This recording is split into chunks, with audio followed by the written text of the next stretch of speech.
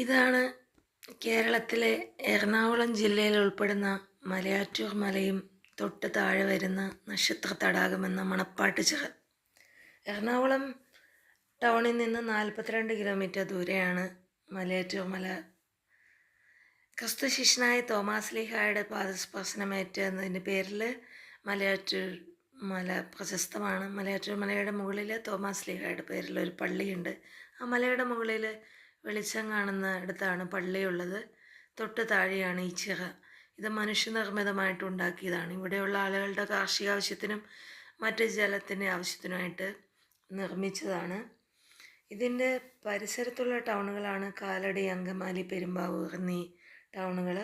ഇതിൻ്റെ ഏറ്റവും നിയറസ്റ്റ് ആയിട്ടുള്ള ടൗണാണ് കാലടി, 8 കിലോമീറ്റർ ദൂരെ. Angamaly 14 kilometre, Perumbavoor 12 kilometre, Aluva 22 kilometre, Ernakulam 42 kilometre. കുഞ്ഞുനാൾ മുതൽ ഏകദേശം ഒരു +2 വരെ എല്ലാ വർഷവും മലയുടെ മുകളിലെത്തി കുർബാന കണ്ട് മടങ്ങാറുണ്ട്. എല്ലാ ഈസ്റ്ററിനും അപ്പൻ്റെ അമ്മയുടെ കൈവിരൽ തുമ്പിൽ തൂങ്ങി ഈ മല കയറുകയും, ഞാൻ മല കയറാൻ ആരംഭിക്കുമ്പോൾ തൊട്ട് മലയുടെ മുകളിലെത്തുന്നവരെങ്ങനെ തുടരെ ചോദ്യങ്ങൾ ചോദിച്ചുകൊണ്ടിരിക്കും. അപ്പോൾ പലതിനും അപ്പം ഉത്തരം പറയില്ല. അപ്പോൾ നടന്നു പോകുന്ന ആളുകൾ പറയും, ആ കുട്ടി നല്ല ബുദ്ധിയുള്ള കുട്ടിയാണ്, എന്തെല്ലാം ചോദ്യങ്ങളാണ് ചോദിക്കുന്നത്, അതിന് ഉത്തരം പറഞ്ഞു കൊടുക്ക് എന്നൊക്കെ പറയും. അപ്പോൾ ഈ മലയുടെ മുകളിലെത്തിക്കഴിഞ്ഞതിന് താഴെയുള്ള ഈ മലയടിവാരത്തുള്ള കാടപ്പാറ എന്നൊക്കെ പറഞ്ഞുള്ള സ്ഥലങ്ങൾ, അവിടെയുള്ള വൃക്ഷനിബിഡമായ വനപ്രദേശം, കുഞ്ഞു കുഞ്ഞു ഗ്രാമങ്ങൾ അത് കാണാൻ നല്ല രസമായിരുന്നു. അപ്പം ഈ മല കാണുമ്പോഴൊക്കെ അപ്പനും അമ്മയും ഓർമ്മ വരും. ഇപ്പോൾ അവരില്ല. കൂടുതൽ അപ്പൻ്റെ കൈ പിടിച്ചാണ് ഞാൻ നടക്കാറുള്ളത്. ഇങ്ങനെ അപ്പനോട് ഇങ്ങനെ ഒത്തിരി സംശയങ്ങൾ ചോദിക്കാൻ പറ്റുമല്ലോ.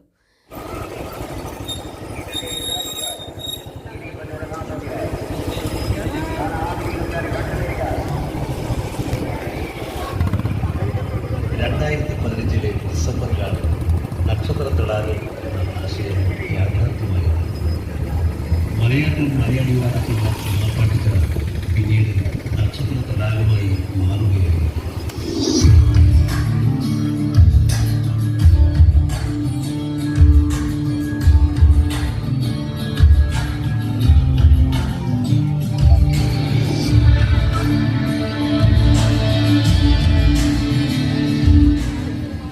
ഒരു കൂട്ടം ശില്പക്കാരുടെ സ്വപ്നം യാഥാർത്ഥ്യമായിട്ട് 10 വർഷങ്ങൾ പൂർത്തിയാക്കി. ആ 10 വർഷങ്ങളിൽ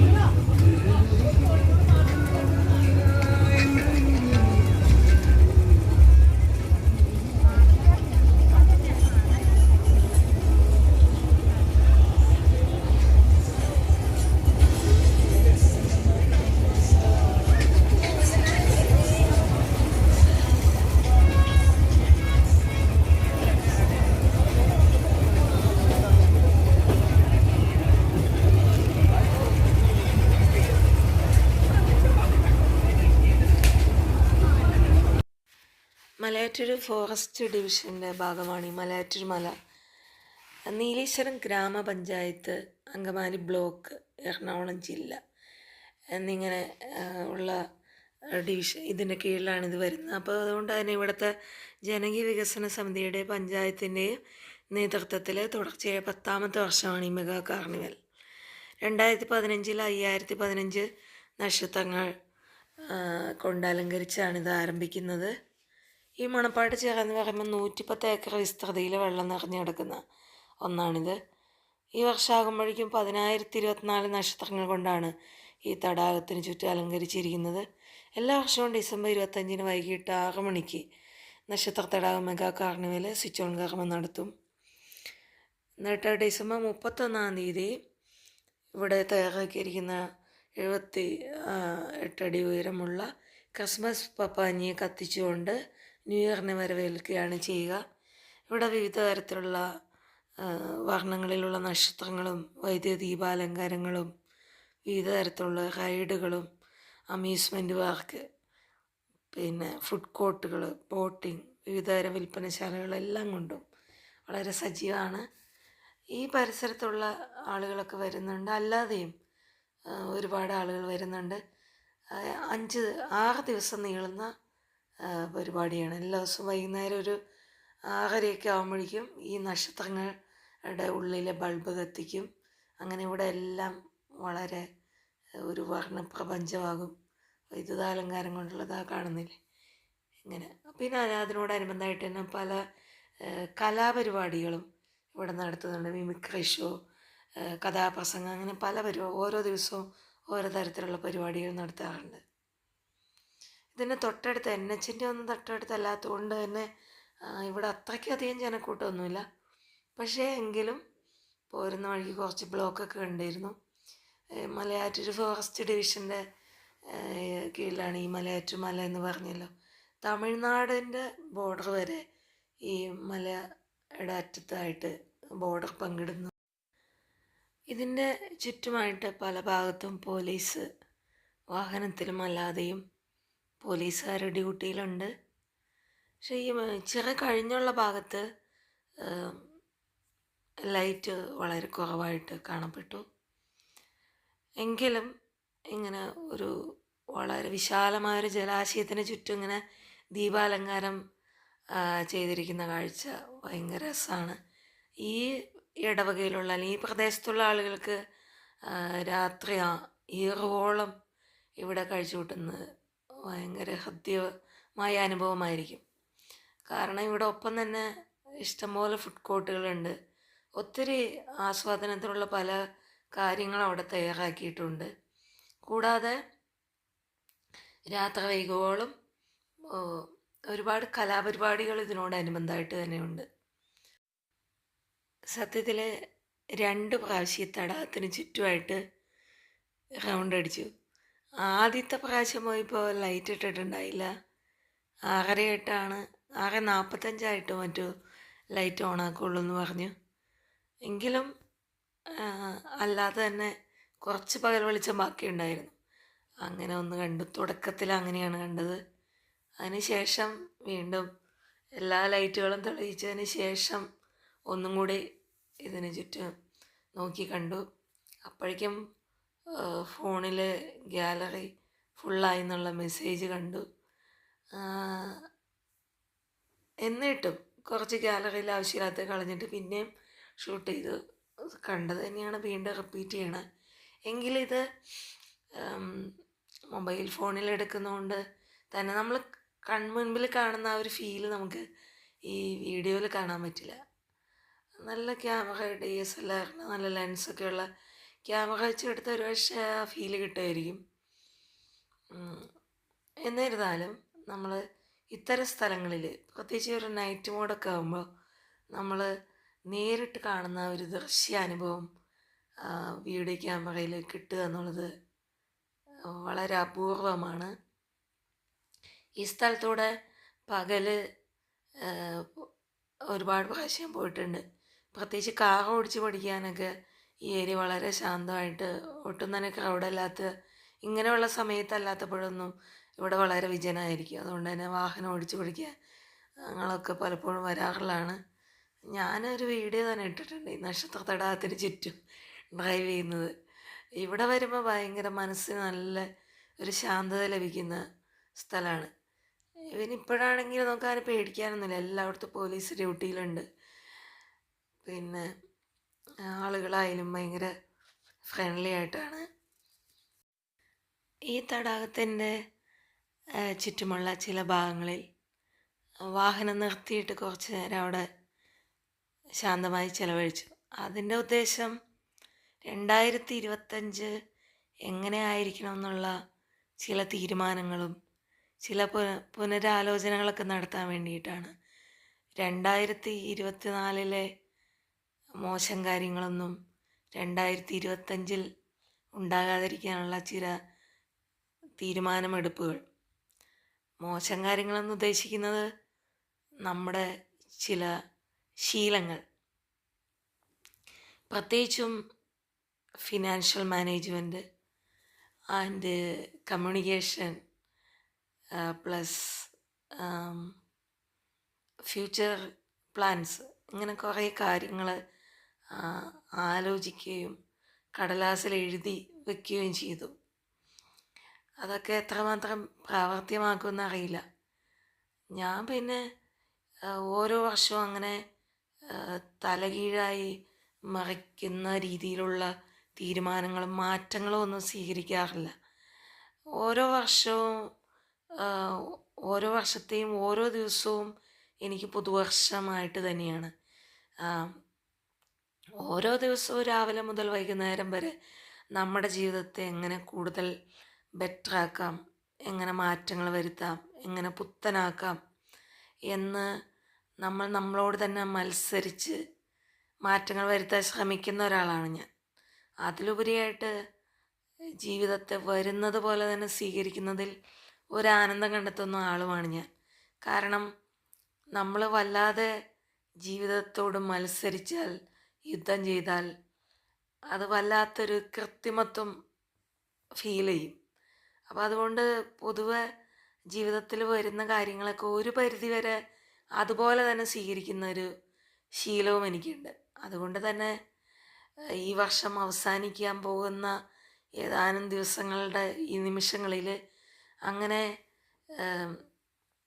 ലോകം കീഴ്മേൽ മറിക്കുന്ന രീതിയിലുള്ള തീരുമാനങ്ങൾ ഒന്നും ഞാൻ എടുക്കാറില്ല. അതിൻ്റെ ആവശ്യം വരാറുമില്ല. കാരണം ഡെയിലി ഇത്തരത്തിലുള്ള തീരുമാനങ്ങളും മാറ്റങ്ങളൊക്കെ വരുത്തിക്കൊണ്ടിരിക്കുന്ന ആളാണ് ഞാൻ. അതിലുപരിയായിട്ട് എനിക്ക് തോന്നുന്നത് നമ്മളൊരാളങ്ങനെ തീരുമാനിച്ചുകൊണ്ടൊന്നും വലിയ മാറ്റങ്ങളൊന്നും ഉണ്ടാക്കാൻ പറ്റില്ല എന്നാണ് എനിക്ക് തോന്നുന്നത്. കാരണം ഒരു സോഷ്യൽ സെറ്റപ്പ്, നമ്മളായിരിക്കുന്ന സൊസൈറ്റികളിൽ നമ്മൾ ഇടപെടുന്ന തൊഴിൽ സ്ഥലം, ജീവിക്കുന്ന സ്ഥലം, അവിടെയൊക്കെയുള്ള കമ്മ്യൂണിറ്റികളുണ്ടല്ലോ. അപ്പോൾ അവിടെയുള്ള ആളുകളുടെ സ്വഭാവവും പെരുമാറ്റവും നമ്മളെ വല്ലാതെ സ്വാധീനിക്കും. അതുകൊണ്ട് തന്നെ സ്വാധീനിക്കുമെന്ന് തന്നെയല്ല, നമ്മുടെ തീരുമാനങ്ങളെ പലപ്പോഴും അട്ടിമറിക്കും. അതുകൊണ്ട് തന്നെ ഞാൻ എൻ്റെ പേഴ്സണൽ ലൈഫ് വേറെയും പ്രൊഫഷണൽ ലൈഫ് വേറെ ആയിട്ട് വയ്ക്കാറുള്ളത്. പലപ്പോഴും ഞാൻ പേഴ്സണലായിട്ട് ഒരുപാട് സമയം മാറ്റി വയ്ക്കും. എങ്കിൽ മാത്രം എനിക്ക് എന്നെ കണ്ടെത്താനും എനിക്ക് എൻ്റേതായ ഒരു സ്പേസ് ഉണ്ടാക്കി എൻ്റേതായ ചില തീരുമാനങ്ങൾ, മാറ്റങ്ങളൊക്കെ എടുക്കാൻ സാധിക്കുകയുള്ളൂ. പിന്നെ ഞാൻ പറഞ്ഞല്ലോ, പൊതുവെ ജീവിതത്തെ ആയിരിക്കുന്ന വിധം സ്വീകരിക്കുന്നതിൽ ആനന്ദം കണ്ടെത്തുന്ന ഒരാളാണ് ഞാൻ. അത് എന്ത് പ്രശ്നങ്ങളായിക്കോട്ടെ, ബുദ്ധിമുട്ടായിക്കോട്ടെ, പരാജയങ്ങളായിക്കോട്ടെ, അതിനെ ആ വഴിക്ക് സ്വീകരിക്കുക. എന്നിട്ട് അതിനെ ഒന്ന് മോഡിഫൈ ചെയ്തിട്ട് ചെറിയ മാറ്റങ്ങളോടെ ജീവിതത്തെ മുന്നോട്ട് കൊണ്ടുപോവുക. അതാണ് എൻ്റെ ഒരു ലൈഫ് തിയറി ആൻഡ് പോളിസി എന്ന് പറയുന്നത്. പ്രത്യേകിച്ച് ഈ കേരള സമൂഹത്തിൽ ജീവിക്കുമ്പോൾ ഏറ്റവും വലിയൊരു ബാരിയറായിട്ട് അനുഭവപ്പെടുന്നത് ഒരുപാട് നാട്യങ്ങളും കളവ് പറയുന്ന സ്വഭാവമുള്ള ഒരു ജനതതി. കളവെന്ന് പറഞ്ഞാൽ അങ്ങനെ മറ്റുള്ളവരെ ദ്രോഹിക്കുന്ന കളവല്ല, നാട്യങ്ങളോട് ബന്ധപ്പെട്ട ഒത്തിരി കള്ളങ്ങൾ. അതായത് ആയിരിക്കുന്ന കാര്യമല്ലാതെ മറ്റെന്തൊക്കെയോ ആയിട്ട് ജീവിതത്തെയും സ്വകാര്യതയും ഒക്കെ കുറിച്ച് പറയുക. അപ്പോൾ അതുകൊണ്ട് തന്നെ ആളുകൾ പറയുന്നതിൽ കതിരും പതിരും തിരിച്ചറിയുക, അല്ലെങ്കിൽ വേർതിരിച്ചെടുക്കുക എന്നുള്ളത് വലിയൊരു ടാസ്ക്കാണ്, വലിയൊരു ജോലിയാണ്. കാരണം ആളുകൾക്ക് അങ്ങനെ സത്യം പറഞ്ഞ ഒരു ശീലമില്ല. ഞാൻ പറയുന്നത് പൊതുകാര്യങ്ങളല്ല കേട്ടോ, പേഴ്സണൽ തലങ്ങളിലുള്ള കാര്യങ്ങളിൽ ആളുകളിങ്ങനെ ഈ കബളിപ്പിക്കുന്നൊരു അതൊരു രസമായിട്ട് കാണുന്ന ഒരു സമൂഹമാണ്. ഞാൻ വളർന്ന സമൂഹത്തിൽ കളവ് പറയുന്നത് വലിയ തോതിൽ ശിക്ഷിക്കപ്പെടുകയും കളവ് പറയാതിരിക്കുക എന്നുള്ളതാണ് ഏറ്റവും വലിയ ജീവിതത്തിൻ്റെ സമ്പാദ്യമായിട്ട് കണക്കാക്കിയിരുന്നത്. സത്യം പറയുക, നുണ പറയാതിരിക്കുക എന്നുള്ളതൊക്കെ. പക്ഷേ ഇപ്പോൾ ഞാൻ ഇടപെടുന്ന സ്ഥലങ്ങൾ, ഞാൻ താമസിക്കുന്ന താൽക്കാലികമായിട്ട് താമസിക്കുന്നിടത്തും സ്ഥിരമായി താമസിക്കുന്നിടത്തും തൊഴിൽ ചെയ്യുന്നിടത്തൊക്കെ വളരെ ഉന്നത വിദ്യാഭ്യാസമുള്ളവരൊക്കെ ഒരു നാടകീയത ജീവിതത്തിൻ്റെ ഭാഗമായിട്ട് കൊണ്ടു നടക്കുന്ന ആളുകളാണ്. അവിടെ ഈ കബളിപ്പിക്കാൻ പഠിക്കുക എന്നുള്ളത് വലിയൊരു കഴിവായിട്ട് ചിത്രീകരിക്കപ്പെടുന്നൊരു പൊതുസമൂഹമുണ്ട്. അതായത് നമ്മളായിരിക്കുന്ന നമ്മളെ ഒരിക്കലും മറ്റാളുകൾക്ക് വെളിപ്പെടുത്താതിരിക്കുക, നമ്മുടെ ഉള്ളിലുള്ളത് അതുപോലെ തന്നെ പറയാതിരിക്കുക എന്നുള്ളത് വലിയൊരു കഴിവ് പോലെയാണ്. പല കാര്യങ്ങൾ ഹൈഡ് ചെയ്ത് പറയുക. പിന്നെ അതുപോലെ തന്നെ ആളുകളോട് പറയുന്നതൊന്ന് നമ്മൾ ചിന്തിക്കുന്നത് വേറൊന്ന്. സത്യം പറഞ്ഞാൽ എനിക്കിപ്പോൾ ഈ കഴിഞ്ഞ കുറച്ച് വർഷങ്ങളായിട്ട് എൻ്റെ ജീവിതത്തിൽ ഞാൻ പുതിയ കാര്യങ്ങൾ പഠിച്ചെടുക്കുന്നതിനേക്കാളും ഈ കേരളീയ സമൂഹത്തിൻ്റെ ഈ ഒരു സ്വഭാവം പഠിക്കുന്നതിലുള്ള അതാണ് എൻ്റെ ഇപ്പോൾ ഏറ്റവും വലിയ ടാസ്ക് ആയിരിക്കുന്നത്. കാരണം ചുറ്റുമുള്ള സമൂഹം മുഴുവൻ ഇങ്ങനെ ഒരു നാടകീയതയായിട്ട് നടക്കും. മറ്റാളുകളെ കുടുക്കുക, അവർക്ക് ഇങ്ങനെ പാര വയ്ക്കുക, അവരെ ചുമ്മാ അങ്ങനെ അനാവശ്യമായിട്ട് ദ്രോഹിക്കുക, കബളിപ്പിക്കുക. ഈ അപ്പം ഇത് നമ്മളും പഠിക്കണം. ഒപ്പം തന്നെ മറ്റുള്ളവരങ്ങനെ രാവിലെ കണ്ണ് തുറക്കുമ്പോൾ തൊട്ട് ഓരോ ആളുകൾ നമ്മുടെ മുന്നിലേക്ക് വരുമ്പോൾ they are not real, they are fake എന്ന് നമ്മൾ നമ്മുടെ മനസ്സിനെ പഠിപ്പിച്ചിട്ട് ആ രീതിയിൽ കാര്യങ്ങൾ മനസ്സിലാക്കണം. അല്ലെങ്കിൽ നമുക്ക് ഒത്തിരി പ്രശ്നങ്ങൾ നമ്മൾ നേരിടേണ്ടതായിട്ട് വരുന്നു. ഇതെൻ്റെ മാത്രം അനുഭവമാണെന്നറിയില്ല. എന്നെ കുഞ്ഞിലെ തൊട്ട് പഠിച്ച സ്കൂളിലും പ്രത്യേകിച്ച് എൻ്റെ പാരൻസും ഞാൻ ഇടപെടുന്നിടത്തൊക്കെ എനിക്ക് തോന്നുന്നു ഞാനാണ് ചുറ്റുമുള്ളവരെക്കാളും ഒരു അല്പമെങ്കിലും നുണ പറയുകയോ ഫേക്കായിരിക്കുകയോ കബളിപ്പിക്കുകയോ ചെയ്തിട്ടുള്ളത്. മറ്റാളുകൾക്ക് എക്സ്ട്രാ ഡീസൻ്റ് ആയിരുന്നു. പക്ഷെ ഇപ്പോൾ എല്ലാവരും എന്നോട് അധ്യാപകർ ഉൾപ്പെടെ ഉള്ളവരൊക്കെ പറയാറുള്ളത് ഇങ്ങനെ ഉള്ളതുപോലെ പറയില്ലേ, അങ്ങനെ അത് ഹൈഡ് ചെയ്ത് പറയും, അല്ലെങ്കിൽ ഉള്ളതുപോലെ പറയരുത്, നമ്മുടെ ഉള്ളിലുള്ളത് മറ്റുള്ളവരോട് പറയരുത്, നമ്മുടെ പദ്ധതികൾ മറച്ചു വെക്കണം, പിന്നീട് വെളിപ്പെടുത്താൻ പാടുള്ളൂ. ഇങ്ങനെ ഒരു പൊയ്മുഖം ധരിച്ച് നടക്കേണ്ട ഒരവസ്ഥ ഈ സമൂഹത്തിലുണ്ട്. ഞാൻ കേരളത്തിന് പുറത്ത് പലയിടത്തും താമസിച്ചിട്ടുണ്ട്. അവിടെയൊന്നും ഇതിൻ്റെ ഒരു ആവശ്യം എനിക്ക് തോന്നിയിട്ടേ ഇല്ല. നമുക്ക് നമ്മളായിട്ട് ജീവിക്കാൻ പറ്റും. പക്ഷെ കേരളത്തിൽ ഇവിടുത്തെ മാധ്യമങ്ങളും ഇവിടുത്തെ പൊതുജന സമൂഹത്തിനും ഇങ്ങനെ ഒരു കാര്യമുണ്ട്. നമ്മൾ റിയലായിരിക്കുന്നത് തെറ്റും, നമ്മളെപ്പോഴും ഫേക്കായിരിക്കണം. ആ ഫേക്കായിരിക്കുന്ന ഏറ്റവും വലിയൊരു കഴിവാണെന്ന ഉള്ള രീതിയിലുള്ള ഒരു സമൂഹം.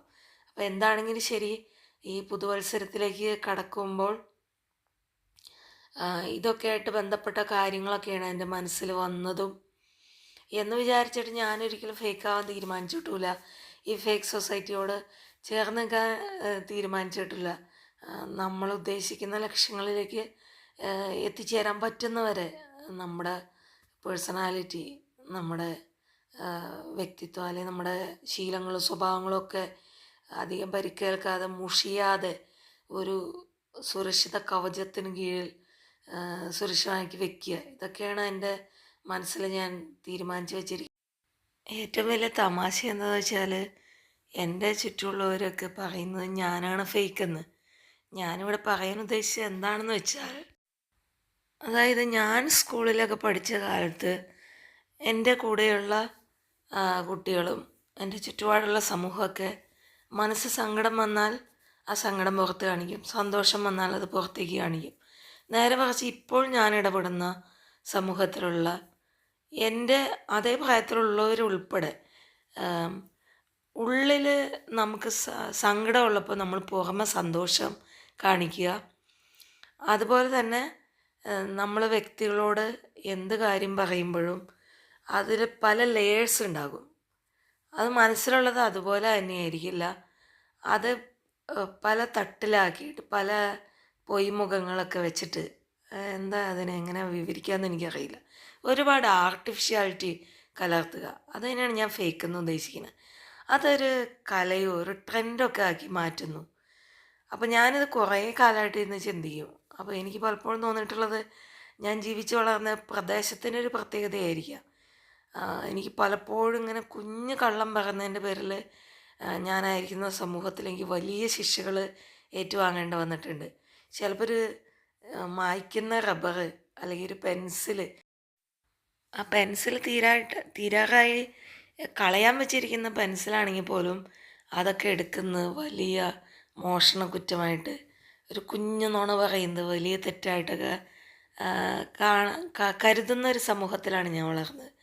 പക്ഷേ ഇപ്പോൾ ഞാനായിരിക്കുന്നിടത്തൊക്കെ ഉള്ളതുപോലെ പറയുന്നു എന്നുള്ളതാണ് ഏറ്റവും വലിയൊരു തെറ്റായിട്ട് പറയുന്നത്. അങ്ങനെ ഞാൻ മറ്റുള്ളവരെ പോലെ ആകാൻ വേണ്ടിയിട്ട് അവരെ ശ്രദ്ധിക്കുമ്പോഴാണ്, ആ രീതിയിൽ ജീവിച്ച് പോകുമ്പോഴാണ് എനിക്കതിൻ്റെ ബുദ്ധിമുട്ട്, വല്ലാത്തൊരു ശ്വാസം മുട്ടലും നമ്മൾക്ക് നമ്മളായി ജീവിക്കാൻ പറ്റാതെ വരുന്നു. അതുകൊണ്ട് പ്രത്യേകിച്ച് ഒരു ഗുണമുണ്ടെന്ന് എനിക്ക് തോന്നുന്നില്ല.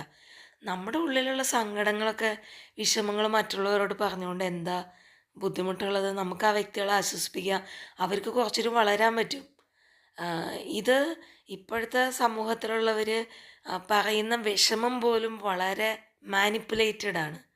അതവരുടെ ഉള്ളിൽ നിന്ന് വരുന്നതല്ല. സന്തോഷം ഇങ്ങനെ ഇപ്പോഴാണെങ്കിൽ ഡോപ്പമൈൻ ഒരുപാട് ഹാപ്പി ഹോർമോണും ഇതിലൊക്കെ ഒത്തിരി പഠനം നടത്തണമുണ്ട്. ആളുകൾ വെറുതെ ഒന്ന് ചിരിച്ച് മറ്റുള്ളവരെ ശല്യപ്പെടുത്തുക. ഉള്ളിൽ സന്തോഷമൊന്നും ഉണ്ടായിട്ടില്ല. ഏഹ് ചിരി അത് ചിരിക്കുന്നത് ഒരു ലാഭമാക്കി കണ്ടുകൊണ്ട്.